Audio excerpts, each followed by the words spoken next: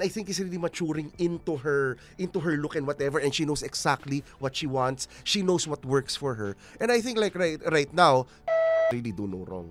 Tsaka actually, ang totoo, yung all those enhancement rumors, inaddressa niya, she denied it. And then, let's take her word for it.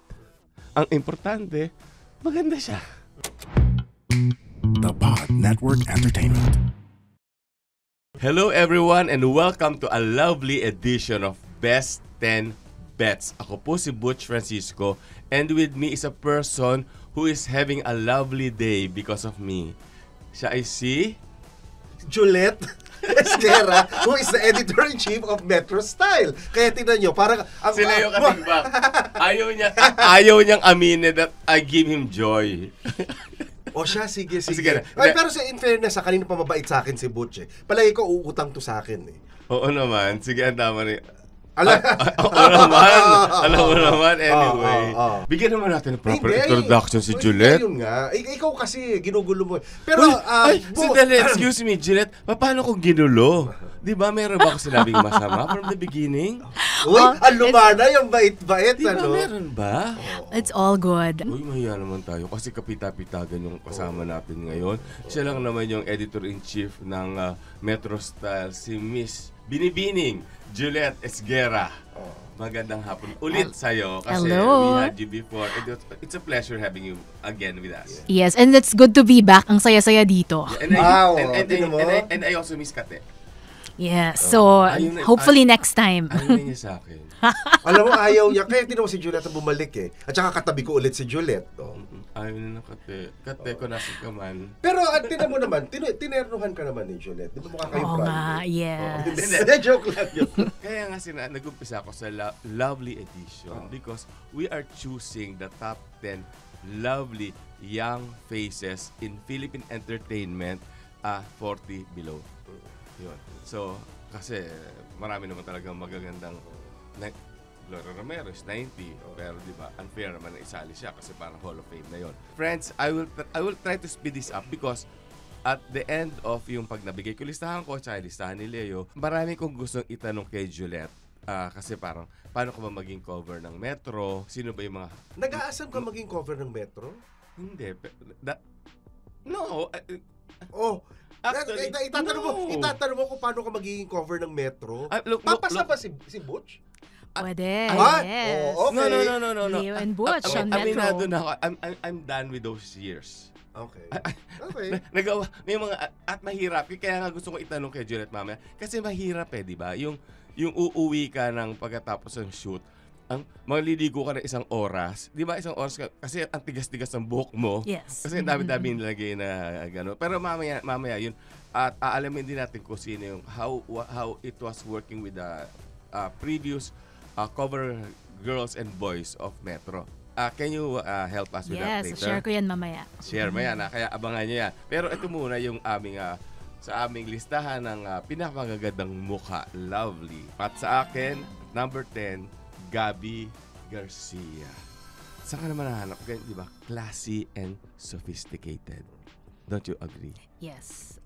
Very beautiful features. Ang ganda ng complexion niya. Especially, it stands out. So, I think I've traveled with her in Bangkok. Tapos, angat na angat talaga ang ganda ni Gabby Garcia. Kahit sa Bangkok, pinagpapawisan siya. Hindi mainit at that time. So, hindi pero siya. Kasi gusto ko malaman kung pinapawisan din ang mga tao, ng mga celebrities. Of course, okay. Yes. May iba dyan na they're all human also, di ba? Beautiful faces, kahit their faces sweat din, and then... Pero hindi ata kasing baskil natin. Ano yung baskil? Basakili-kili. Ay, ako hindi Okay. Meron din, kasi may bago na ngayon, di ba? That you put something under. Na parang absorb the sweat. Ang Belo may sweat talks. So yun, tapos na tayo kay Gabby Garcia. And we have Bel Mariano. Ito, cute and pert. Bel Mariano, in my opinion, is beautiful and she grows on you over time. Naalala niyo ba yung itsura ni Bel nung nasa Going Bulilit pa siya? She was, she's she was very, very cute and pretty then. But now, she's growing into her own, di ba? Becoming even more stylish. Tapos, parang na-figure out na niya what the best look is for her. Nakita mo yung may hulma na, di ba? Na alam mong, ay, nako, ano to? Gaganda, mas lalong gaganda ito paglaki. Okay. Actually, I just want to add, si Bel Mariano is actually not in my top 10. Only because, ang feeling ko, ano siya I'm actually hesitant pag masyadong bata. Kasi masyado pa nagbabago yung ano. Although I have to admit, maganda si Belle. Kaya lang feeling ko, let's say if we do the list maybe 3 years from now, she's probably going to be in the top 5 eh. So yung sa akin, I removed her from my list only because ang feeling ko she's still young and nag-change pa yung ano niya. So parang her present look right now is not going to be her defining look yet. At number 8, Nadine Lustre. Ako talaga, gandang-ganda ako sa kanya because Pinay. Pinay na Pinay yung beauty. Sabi ko before, it can blend anywhere na. Kaya nga, which makes her an effective actress. Kaya na kasi, hindi ba yung may mga chismis na mga enhancement and all that. Nagkaroon siya ng ganun eh. May chismis pa sila? Hindi ko alam. Well, I don't know. Sure. In-address niya. Pero kung ako man, kung enhancement at bumagay naman, wala na akong problema doon. Basta, ayan. Ano nga yung enhancement po, Butch? Ano yung kinukwento mong pinagawa mo? Uy, wala akong... alam mo? Joke lang ba yung kanina? Okay. Sige. Okay. Alam mo? Kung ako nagpa-enhancement, siguro, buwan ba na akong cover ng Metro? Oo. But I think, since the discussion is on beauty, actually, if you think about it, part of, of hygiene, di ba? You go to derma, facial, at least mga RF, Ulthera, parang in a way, kasi since nag-evolve yung science. RF is radio frequency. Yes, radio frequency. And then yung mga heat na ina-apply sa face para lumiit yung face. So, actually, a lot of the most beautiful stars, I would say, go through some of these, I won't say parang enhancements or parang they're part of maintenance, diba?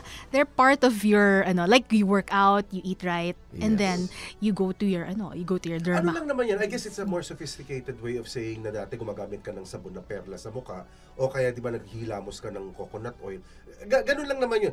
Ako, I have no issues with that because alam mo, hindi hinihilamos sa coconut oil, nilalagay sa ulo. Ha? Nilalagay sa buhok. Hindi, pwede mo rin katulad kahit Di tinigyawat ka na nun. Bakit? Di ba nakakatigyawat ang coconut oil? Yes, pero baka hindi oily yung skin mo. Kaya nag-work for you. Hindi naman oil yung balot. Ang ginagamit namin, labanos, tsaka perla.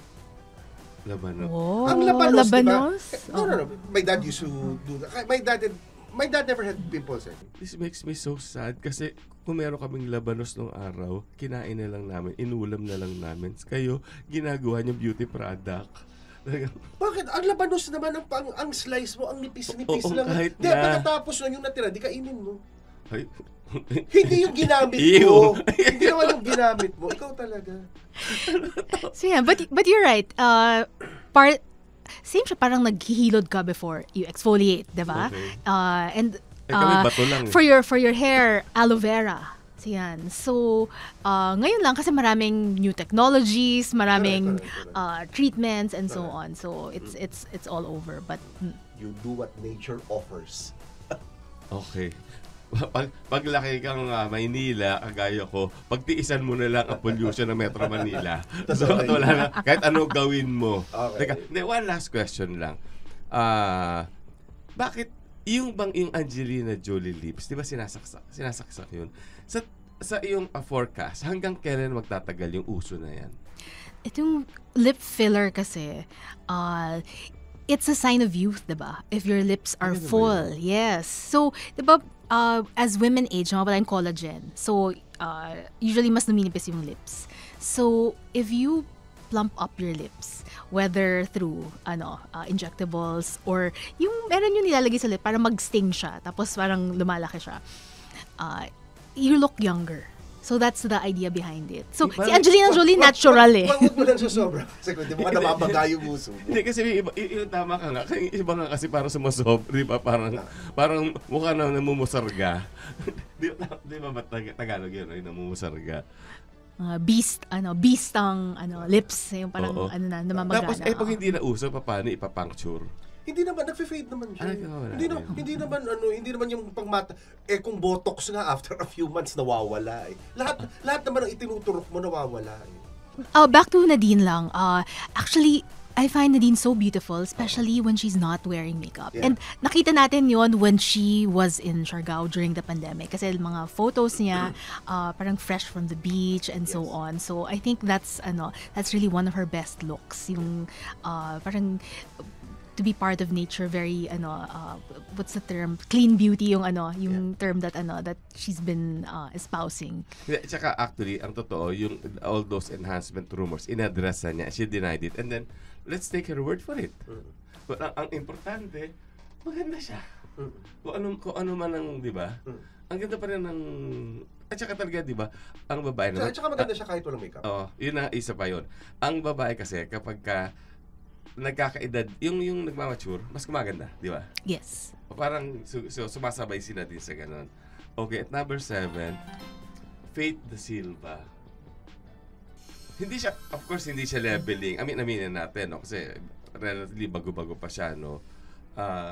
Pero parang ang ganda ng ano niya. Parang she's so well put together. Di ba? Yeah, and even based on this photo, yun yung hinahanap natin na pointy chin, 'di ba? Yung pa V-shaped face. Sa Philippines kasi meron mga ibang beauty standard eh. Like in the past, if you remember, long straight hair, 'di ba? Small face. Actually sa Korea mas yung size ng face eh. Pero sa atin hinahanap din yung pa V, yung parang pointy chin. And then for some, the cheeks, fuller cheeks and so on. Pero ito nga it's her look very very parang especially with this beautiful, sultry, and I guess very striking siya. Natumbok mo. Sultry. I think it's the best way to describe her. Di ba?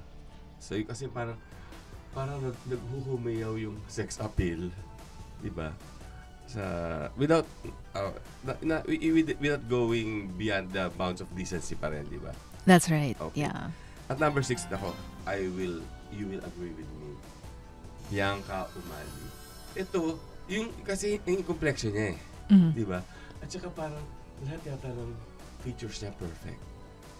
And very symmetrical yung face. Diba yun yung usual na tinitingnan in terms of beauty. And yun rin yung ina-adjust sa makeup eh.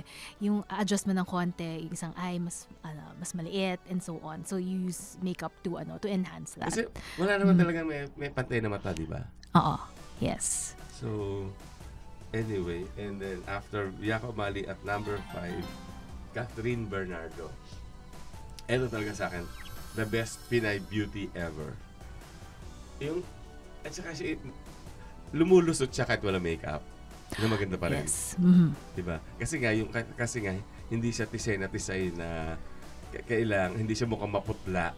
Diba? Pag ibinato mo yan on screen, pwede rin kahit wala makeup kasi nga, hindi siya mapusyaw ang dating, diba? Pero sa kanya, what works for Catherine it's really more of inner glow eh. Tsaka her X factor. Because that all adds up to the entire package eh. That's why, kahit wala siyang makeup, may talon, may outward na na nakinang. Well, at saka hindi. She's at the peak of her career. So, di ba pagka yung happy ka, successful ka, may glow na lumalabas. Pero feeling ko, bata pa si Catherine, gaganda pa yan. Exactly, yes. Parang the past few years, diba, nag-transform din siya. And then, when you meet her, she's one of the nicest. Diba? Sweet and nice. Tapos parang nag-radiate lang yun lahat. And then... But I think it's also because of her family. Because when you meet naman her family is also like that. Eh. So I think that kind of demeanor is something that she grew up with and she was born with. Eh. I think so. And then, of course, with most of the stars, di ba, pag na-discover na nila yung tamang look for them, the makeup. Like, her makeup artist, si Denise Goa-Ochoa. The way she does her eyes, very natural lang. And then, pwede siya i-transform eh. Pwedeng heavy, pwedeng light. But it always looks like Catherine. Diba? May ibang stars kasi na pag nag-change ng makeup, hindi mo ma-recognize. Yes. But in all our covers... But that's not necessarily bad. Because I think being a chameleon can also makes work you a good model. Can also work in your favor. Para kung baga, you're a blank canvas. And at saka, di ba, yun ang mas mabenta sa mga, let's say, gumagawa ka ng commercials na print ads. Kasi iba-iba yun, hindi ka nakikilala. From, let's say, kung nag-endorse ka ng mantikilya sa isang endorsement mo, isang commercial mo, tapos nag-endorse ka ng floor wax na susunod, parang iba, para akala mo ibang model na ginamit, di ba? Yes, that's right. But just to share, since na-mention mo earlier yung cover, whenever we do a cover study, yung cover na hindi nila, yung parang sino ba to, hindi mo ma-recognize, those don't work. Those don't sell as much as covers na kita mo, na recognize mo siya, na yun yung star. At number 4, ito yung talagang year in, year out, niyayayang sumali sa Binibining Pilipinas. Sila yung Soberano. Para, di ba, parang kasi, parang pag yan sumali, sure winner yan. Di ba, parang aatras sa lahat ng kandidata. Is there anything else to say about her? Talagang pag sinabi yung beautiful. Yeah, parang, across the world, kahit kanino mo ipakita yung face niya. Di ba, sometimes yung mga Korean artists. Hers is more of a global competitiveness when it comes to how she looks. Yes, I think if you show her photo to anyone, sabihin nila, beautiful. Diba? That's the first thing you'll think of. Para na-imagine ko, lahat ng mga nanay na naglilihi, siguro meron, may picture sa tabi ng nila, sa ilalim ng una nila. Yung Nadinadasan, ako sana, please, sana po ang anak ko ganyan na maging itsura. Uy, nakukuha sa dasal daw. Ha? Nakukuha daw sa dasal. Kasi pagka let's say let's say nagbubuntis ka, huwag ka raw pintasera. Kasi mapangit na yung anak daw. Oh, ganun pala yun. May ganun ba sa Batangas? Parang wala, nila naman ako napapakit. Okay, at number 3, imposibleng mawala siya sa listahan dahil siya si Heart Evangelista. Ito, again, Asian pretty. Pwede siyang parang siyang Oriental princess. Pwede, yes. Diba? Her features, and then yung appeal niya when you see her, parang you'll just think, grabe yung face niya, diba? It's so beautiful. Naniniwala ka na ang Asians mas matagal tumanda kaysa sa mga Caucasians? I think it's very obvious with naman. with us, diba? Ang Asians. pinakamakikita mong difference, ang Asians parang matagal tumanda. Pero at a certain point, umahabol yun. Ang Europeans at saka, ang Caucasian, ang aga nilang magmukhang matanda, pero ang tagal-tagal naman nila na ganun yung itsura nila. So, that's why, for example, when you look at Hollywood movies and whatever, they can cast the same actor whether they're in their 20s, 30s, and 40s. Kasi, Jerry, pag tinignan mo, ganun yung itsura nila eh. Hindi katulad yung sa atin na mukhang bata, pero the moment na humabol siya, medyo mabilis siya humabol.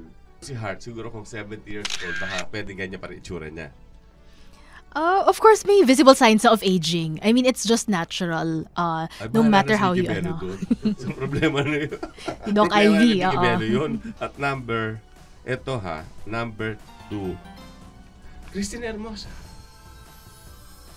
Diba? Of course. Perfect face. At saka ang sa kanya, parang hindi niya feel na, parang, kasi wala sa kanya na, aware ba siya na maganda siya? I'm sure aware siya. It's just that it's so, parang, hindi niya pinangangalandakan, ganon. Yeah. Oo. And it's also parang, her look kasi laging natural, diba? Yeah. Si Christine, most of the time, she prefers na medyo light lang yung makeup niya. And nowadays, diba, what we see of her, hindi na siya nag-heavy parang color ng lips or ng eyes. So, kita mo talaga na angat na angat yung natural beauty niya. Actually, si Christine, the only reason she's not in my list, for some reason I thought she was over 40 already. Humabol siya. Okay. I mean, that's the only reason she's not in my list. When I was, kasi I was looking at ages and whatever. You think she's older? Ha? You think she's older? No, 40 yung cut-off mo eh. Oo nga. Pasok siya. Ayun nga. yung sa akin nga kaya wala siya sa listahan ko, I thought she was mga 41 or kasi that's why there were people in my list na natanggal eh. The Asian face, Asian beauty, di ba? Parang ageless kasi si Christine. And to think, ilan ang anak dito ha, di ba? Lima na. Di ba pagka marami kang anak kahit pa paano, it will wear you down. Pero parang mukha bang... No, pero Ano diba, to? even if you hear the kwentos before, I think Christine was always a reluctant star. And I think her real desire was to be A housewife? Simple a homemaker. person. Not a housewife, but like a homemaker. She is happiest that she's with her kids, she's with her husband. That's why it was so easy for her to give up her career. Eh. And at saka So it's a actually, matter of prioritization lang. So yung sa kanya, that's why I think even when you say, when you pose the question na, does Christine really think na maganda siya? Ang feeling ko, she'd be hindi pwedeng hindi niya sabihin na hindi niya siguro iniisip na ganun siya kaganda. Parang yung sa kanya, I look good, but that's about, it's not something that she would dwell on. And that's why I think even in the kinds of roles that she did, it never played up to beauty eh. So I think even to her, it is not a break or make for her. pero isa lang pwede ko sabihin. Kaya lang kasi hindi na siya pwedeng pumasok sa listahan. Yung mother-in-law niya, talaga namang Dina Bonnevie, super ganda, di ba? So, yun, kaya lang kasi may cut-off. So, syempre... Parang taping, no? May cut-off. May cut-off, oo. What? At may cut-off din si Dina Bonnevie, ha? Anyway. Well, buti nila may cut-off kasi ang hirap talaga i-generate tong list na to. If free for all siya, Correct, right? correct. Across all ages. Yeah. Yeah. But then, can you, friends, can you please comment down below kung gusto nyong gumawa kami ni Leo ng listahan ng most beautiful faces of all time. Pero I look forward to that list of all time Oh, and yeah, then yeah. Oh. maybe 40 and up, yung next generation. Ganda no, na kaya talagang you are in your position because you are bright. Oo. Kasi ang feeling ko pwede mong gawin, halimbawa, sabi 40 to 65, kilala pa rin lahat ng lalabas niya sa listahan na yan. Pag nag-all time ka, yan yung talagang may mga papasok na hindi nakilala nung ibang nakikinig sa atin. Well, madali, with the Google, madali na mahanap. Okay, Well, so, totoo naman. anyway, at number one, Marian Rivera. Incandescent. Luminous. Oh, ano pang pwede natin sabihin? She is stunning when you see her. Parang you can't stop looking at her face, 'di ba? Of course, 'di ba, she's gorgeous, pero yung face talaga yung titingnan mo ng matagal. Tapos hindi mo parang this combination, 'di ba? It just makes sense. So I think I'm not sure kung ganyan yung reaction niya, pero ganyan yung reaction ko whenever I shoot her. agree with you. I'll just look at her face. Yeah. Pero ito, baka nga totoo nga yung nagmamature, as you mature, mas gumaganda. Kasi kilala ko to nung araw, pakakalat-kalat lang sa network namin yan eh. Parang hindi siya pinapansin. And then, she auditioned for Marimar. And there was no stopping her after that. Gumanda siya ng gumanda. Yun. And that completes my list. Well, this list will always be subjective, no? Pero I'm surprised that there were actually quite a few that we shared in common. But at the same time, yung sa akin, yung criteria ko is probably I've seen them without makeup. It's more of the natural. Kasi the makeup will just enhance it eh. But anyway, my number 10 is also your number 10, Gabby Garcia. Ooh. Actually, Gabby, nagagandahan ako sa kanya. And ang feeling ko, tinan mo, tanggalan mo siya ng makeup, maganda pa rin siya eh. Her features are very, very good eh. And then, it's also very, very expressive. Ang feeling ko lang, bata pa si Gabby. Siya yung tipo na, put her in her 30s, mas maganda pa yan. So, these kinds of lists will tend to be flexible. Parang the younger ones tend to be lower on my list eh. Kasi alam ko magbabago pa yung itsura niyan. But kay Gabby, gandang-ganda ako sa kanya. Gusto ko mukha niya. And to me nga, she looks better in person eh. Because I've seen her on television. I've also met her a couple of times. In person, mas maganda siya eh. So, di ba sometimes sinasabi natin, ay hindi siya photogenic. And sometimes people will say that it's not a compliment. But to me, when you say that you're not photogenic, that means you actually look better in real life. Yes. Diba? Pag photogenic ka, mas maganda ka sa litrato. Pero in real life, could be a disappointment. So yung sa akin, si Gabby, somebody who actually looks so much better in person. May interrupt lang. Gillette, oo nga, nakaka-insulto ba yun? Kasi parang ako sometimes I get parang ba, ay, you look better in person. Ano ang dating nun? Well, I think it's a compliment if you look better in person. Pero isip mo na kagad na may Parang- judgment pala. Parang, pangit ko ba sa TV? Hindi naman. Parang may ganun, di ba? Ikaw naman kasi, parang hindi naman either or yan. Hindi naman extremes ang pinag-uusapan. Eh. But you'll be happy na, I look better in person. Pero di ba merong, there At saka are meron people ka namang na, awareness kung pangit ka o maganda ka eh. Parang so pag sinabi you look better in person, ang point of comparison mo is na, pangit ako sa sarili. Hindi gano'n na parang the photos probably don't capture the full extent of a person's beauty. It's really more than anything. Well, yeah. may kasi meron ng mga artista, may artista sa Regal nung araw na itinatago talaga ni Lily Monteverde. Kasi ang ganda talagang fantastic on the big screen. Pero Meron namang ganun eh. Pero Kaya nung may makeup nagpunta wala. sa bahay niya, sabi ni Inday Badiday, yun ang Inday Badiday. Sabi niya, Day, pahingi naman ng tubig. May ganon. Alam mo, that has happened to me several times also with some of the stars. Inutusan ka ng... Hindi naman siguro yung tipo pumunta sila sa- utusan ko muna ng tubig, no? Hindi naman but it's more of... Pag nakita si Juliet, sasabihin, anong fashion advice mo sa akin? Ganun. Hindi naman kukuha ng tubig. Kasi merong mga stars, di ba parang sabi ni Marilyn Monroe, I can turn it on. Minsan pag hindi sila naka-on, di punta sila sa set, sa shoot. Okay, hindi mo pa sila kalala, they're new. Hindi mo sure, is this a stylist? Ito ba yung makeup artist?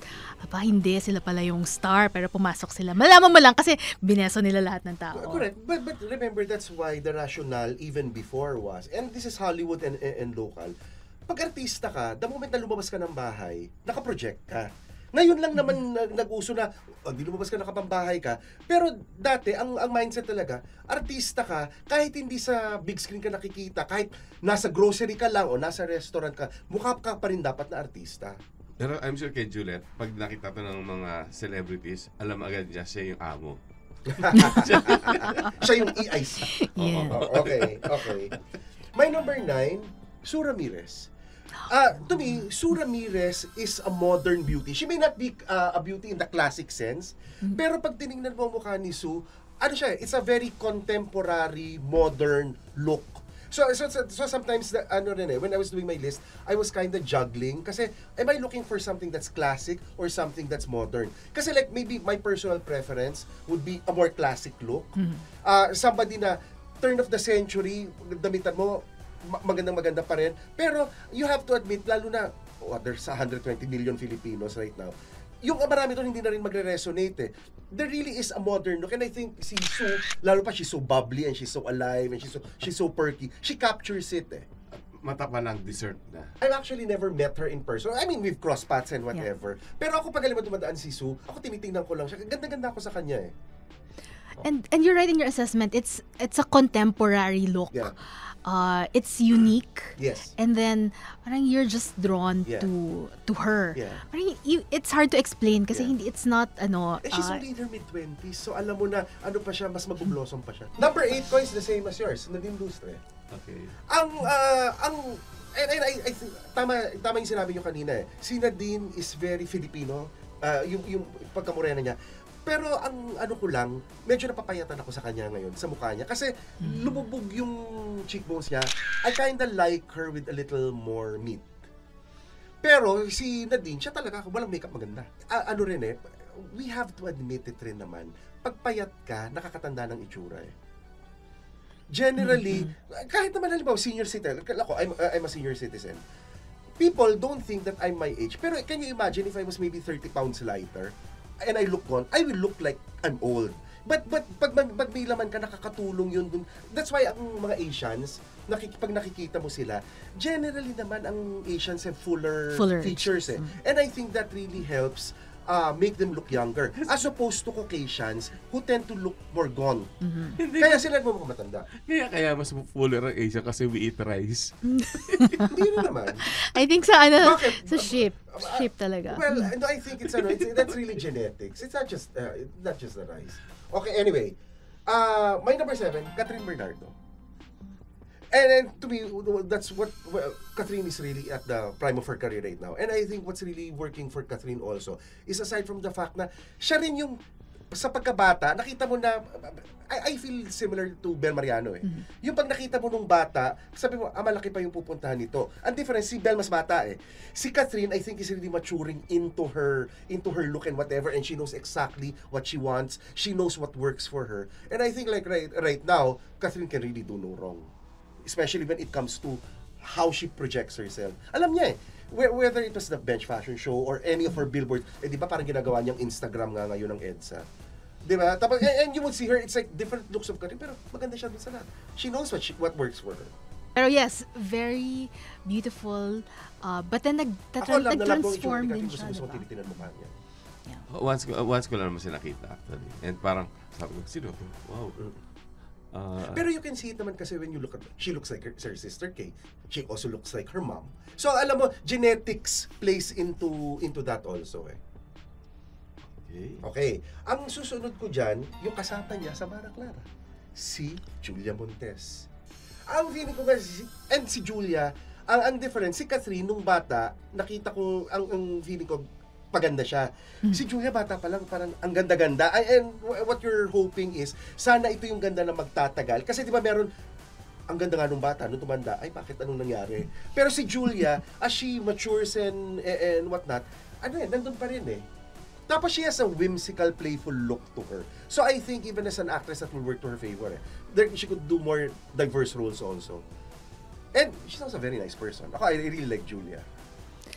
She has really beautiful features. Yes.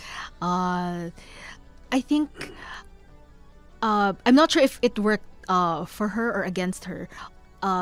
In the beginning, kasi she was taking on a lot of mature roles already. Correct. So actually ngayon, mas na-discover natin na she is actually a lot more youthful, 'di ba? Yun yung so I think I'm a big fan of Julia's beauty, especially in the early days. Tama, siya, mas mukha siyang mature eh. Which actually brings me to my number 5, Bea Alonzo. Remember, Bea was already being cast as a lawyer at age 14 because si Bea, siya yung maagang nag-mature yung appearance niya.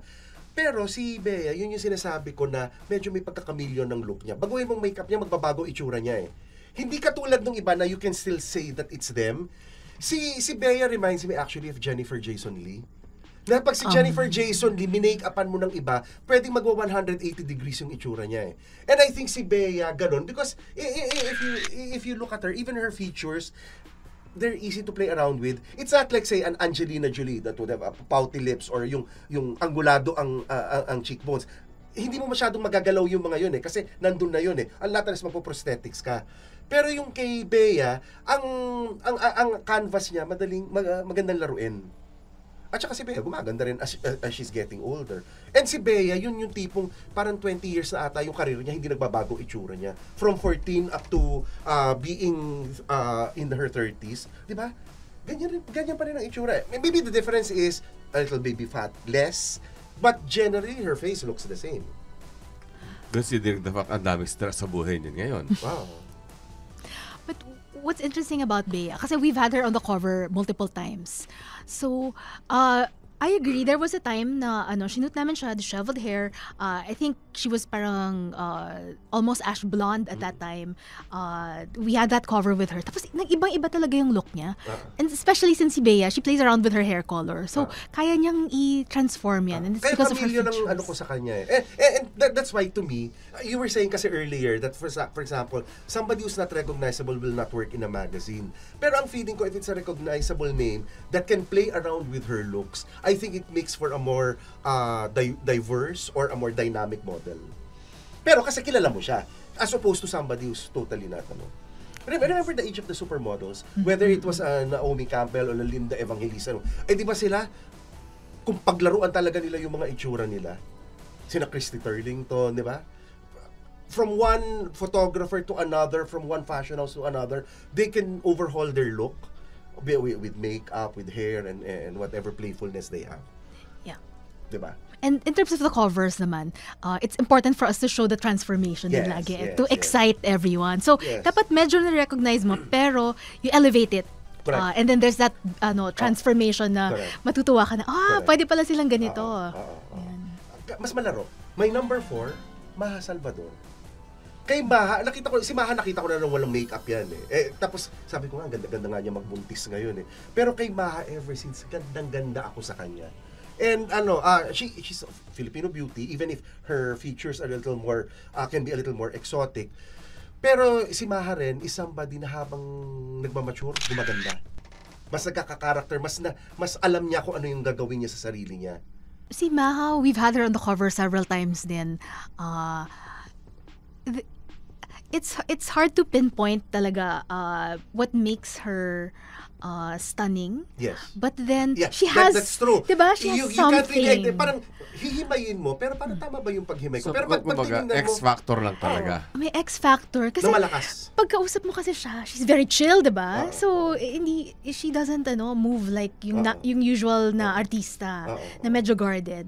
Kasi she's she's really very chill and fun to be At with. saka ang feeling ko, parang remember when lumabas yung My Best Friend's Wedding? 'Di ba? Sabi nila, Julia Roberts had the veto power kung sino yung maging co-host niya. Tapos ang sinabi niya, ang gusto niya yung kayang tumapat sa kanya. Co-host or co-star? Co-star pala, sorry. Co-star, yung kayang tumapat sa kanya. That's why they got Cameron Diaz. Di ba, sino bang mga nakakasama ni Maha? Sina Bea Alonso, sina Angel Locsin. Di ba? Kaya niyang makipagsabay. Kahit sabihin mong siya yung gagawin mong kontrabida, kaya niyang sumabay Kaya iba talaga rin ang dating ni Maha. My number 3 naman is somebody I think that is really maturing very, Julia Barreto. Kasi nung una, nung tinira mo, may pagkanene pa si Julia. But I think I saw her recently. I was really surprised. I was stunned. Nasabi ko, wow, ito na palang itsura ni Julia. And there's a sparkle to her, even if that's another channel. There is a sparkle to her when you see her. And I think a lot of it has to do also with her eyes. She knows how to play with her eyes. Si And she Julia. has sex appeal. In the same way that Claudine also had sex appeal when she was young. Ayan. You got that. It's her, she's Sensual. She's sensual. Yeah. And it shows on camera. Correct. So kahit kunwari, we do an interview with her, she's bantering with someone kasi we've done several interviews with her. Yung covers nga namin usually may kasama siya. Meron pa kaming Josh Lia before. Pero marunong siya lumaro sa camera. Tapos feeling mo may chemistry sila even Parang if she flirts with the camera. she flirts with the camera, she flirts with the audience. Ang galing. So with that, you're drawn to her. I just recently watched her interview kasi she has a series. Tapos I just kept watching it kasi parang ang saya niya panoorin kasi nilalaro niya yung Correct. camera. But and speaking of that, somebody to me who has perfected this is my number 2, Ann Curtis. Si Ann naman, si Ann is not your typical Filipino kasi mestiza si Ann and whatnot. Pero si Ann, ang ganda niya. Tsaka, ang kay Ann, she can be sensual, but she can be wholesome if she wants to. Ngingiti lang naman siya Pero, tingnan mo yung mata niya. May bigla siyang tingin na, kaya bagay sa kanya yung rule na no other woman Di ba? She can be a good girl, she can be a bad girl. She knows how to play with her looks. And it's also a lot of confidence Kaya ako ang feeling ko, yan ang isa sa strengths talaga ni Ann. She knows what works for her. Even with clothes, she doesn't need to be dressed in couture. She can be in an oversized man shirt and she knows how to rock it. Binanggit mo kasi a very good girl na distract ako. Akala ko bumabalik ka kay Catherine Bernardo Hindi. Yes. So si Ann is someone who will stand out Yes.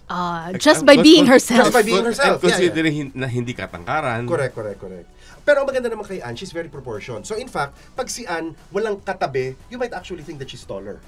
Because she's proportioned. Hindi, kasi di ba merong mga tao na matangkad pero mukhang punggok. Meron namang hindi katangkaran, pero dahil sa proportions nila, literally parang i-stretch mo lang, pwede silang matangkad na tao And to me, Ann is like that. She's somebody who's very confident in her look. She knows how to play around. So parang, dito ko nakikita pupunta si Julia.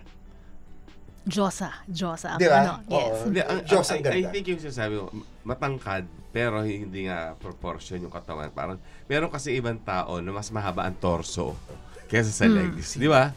May ganun, di ba? May ganun na matangkad ka, pero pag tinignan ka, parang pantay lang yung torso mo at saka legs mo. And sorry ka na lang, di ba? You look shorter. A Oo. little shorter. Okay. Which brings me to my number one. And I think ito, Sino kaya yun? Liza Soberano. Oh. And ito kasi I remember when we were considering how can Filipinos break abroad. So I had friends with the casting of ABC Network in the States. And in fact, sila Liza ang nakita. Kasi sabi nila, Leo, the basic problem is, yes, you have a lot of good-looking stars. But the moment they walk in, they are among a lot of good-looking stars from Australia, from Canada, from the UK, from all different countries. So, ano yung aangat? Pero sabi nila, si Liza, doon sa magaganda na nung ibang bansa, lumalaban siya at tumatapat. So in fact, I think if there was somebody that they wanted to get for consideration in Progress Abroad, it was actually Liza Soberano. Kasi sabi niya, she can act naman eh. Pagkatapos yung itsura niya, I mean, she did Lisa Frankenstein and whatever. And whatever your idea on the film was, she actually got good notices for that. So it's getting your foot in. And I think Liza, just looking at her, parang I don't know if this will be a popular thing, but why does Zendaya stand out? Why does Florence Pugh stand out? Pwede mong itabi si Liza sa kanila and she will stand out eh. So that's why to me, Liza is number one on the list. She has that possible competitive edge that will bring her to an international platform. Just needs a good role. Just needs a good break. But pag tiningnan mo siya, looks on looks, kaya niya makipagsabayan. Okay. So you're done with your list? Yes. Okay, so now interrogation time. Okay. Juliet, yung tanong ko kanina during the early part of the show. So, how would one make it to the cover of Metro? Ano ang mga konsiderasyon nyo? Well, of course, they have to be the hottest at that time. So relevance, diba? Relevance is very important. And that's why you give people cover stories, you put them on the cover. Hottest in a good way. Their achievements, diba? That's very important. Plus, there's that connection also to fashion and beauty that's important. So, and then from there, we will transform them. So from their look, we elevate it. We do a fashion story with them. We make them try out something that they've never done. Kasi that's important, diba? Yung in-excite mo yung yung audience. Kasi and I think the audience has a lot of say also now, because unlike before where a lot of the celebrities were on a pedestal and you appreciated them from a distance. Yung ngayon, masyado silang attuned sa followers nila at saka sa mga, I mean, that's why you're talking of a social media universe of millions and whatever. So parang makikita mo rin dun di ba? Ano yung ini-expect and then how do you break the expectations? How do you level it up so that even the ones who are already following them will still be even more impressed? Ito, yung council nyo, ilan kayong nagde-decide kung sino i-cover? Is this a panel? It's the editorial team, Metro editorial team. Which is composed of how many people? It's around 8 to 10 people. Ano to, botohan? Parang whenever we have a lineup meeting, we talk about who's hot and so on. So who is parang matagal na naming inaay yung ibang mga stars, and then we wait for the right moment to come out with a project for them. So this is not an Anna Wintour moment or a Miranda Priestley moment, huh? I would say it's a lot more democratic. Of course, with Chris, diba, and the editorial team. So we have the fashion team then, may input sila. Bakit? You see her as Miranda Priestley? Hindi. Sinasabi, as opposed to The Devil Wears Prada and Anna Wintour as global editorial head of Condé Nast. But you're not like, I can imagine you're not like that. Kasi parang bait-bait mo naman eh. Well, on cam, yes. Okay. I'm so glad we're not in the editorial meetings. So ganito pala yun. Pag halimbawa, thinking of covers for Metro, pag nakita yung picture namin ni Butch at saka ano ba naman yan? Bakit nilagay nyo sa mesa yan? Dapat sa inyo pa lang, hindi na pumasa yan. Una, I don't even think that in their wildest dreams, iniisipin nilang i-cover tayo. Baka sa People's Tonight pa. Siguro. Sa Abante Tonight, sa Bulgar. At sa Inside Pages. Pero the Metro universe is also big because we have Metro Magazine, Metro.style. We have Metro Man, and then Metro Society, and then Metro Weddings. Sa Metro Society ka bagay. So, 'di ba? So iba-ibang ano din. Depende talaga sa theme. It depends on the theme. So I mentioned relevance, 'di ba? Dapat appropriate din sa theme. So for example, Mother's Day, Father's Day, kung anong if there's a campaign. So naka-align din kami on that. I remember a story nung araw. Kasi dito, 'di ba dito pag kinover ka, hindi ka naman babayaran, 'di ba?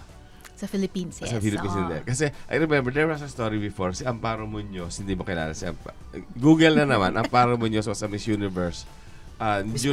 During that time, the first time na Miss Universe was held in the Philippines. At tapos, bumalik siya to do a movie with Gloria Diaz.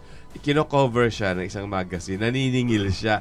And the Filipino editorial team was really shocked. Para ba, ikaw na kino-cover, maniningil ka pa. So, dito talagang pero abroad talaga nagbabayad sila, di ba? Actually, what I've heard is not all the time. Not all the time. So, if it's a branded campaign, yes. Yeah. But most of the time, it's also kasi it ups your profile. It helps your profile. Yeah. It helps promote, especially in Hollywood when you see Yeah. yung magazine covers. Usually, may pinopromote sila na movie Yeah. or Okay. series. Sige. Diba? So, Okay. aligned yun doon. Okay, sige. Top 3 na lang, pinaka-cooperative. Pinaka-cooperative. Wow, loaded. Hindi, ganito na May lang. ano. Para hindi ko, or kanino kayo pinaka-nadadalian pag sila yung katrabaho niyo for cover? Ganun din, cooperative.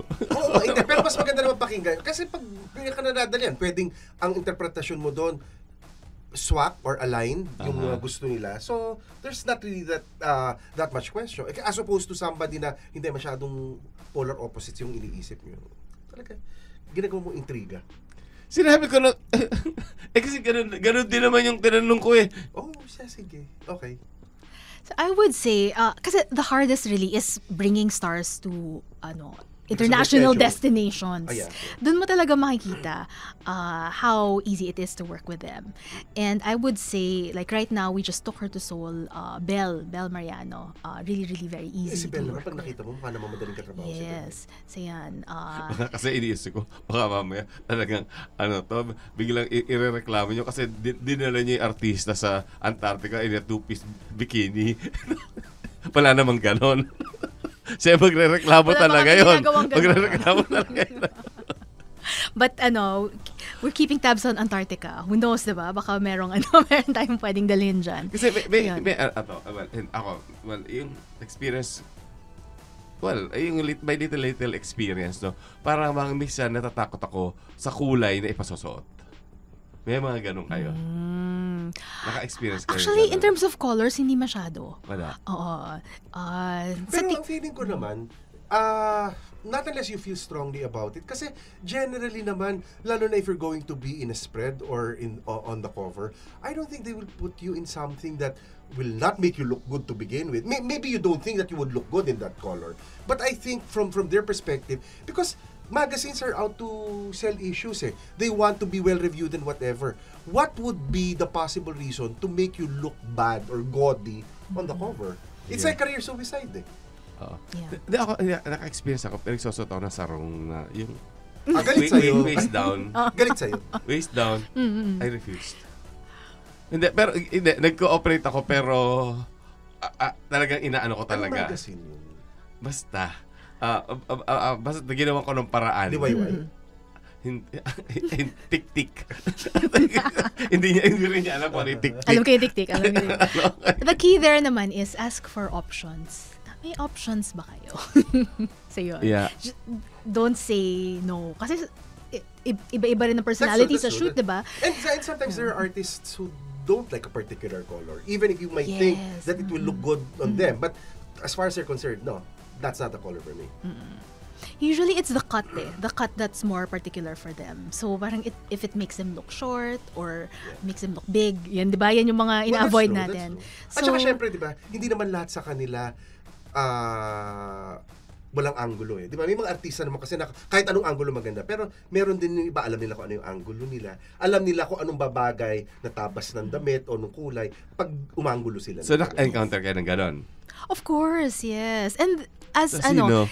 kailangan lagi kami nakikinig kasi ng and tinitingnan rin namin yung reaction because important din for the stars when they wear the clothes that they also feel Comfortable and beautiful relaxed, and comfortable, and parang they feel good about it.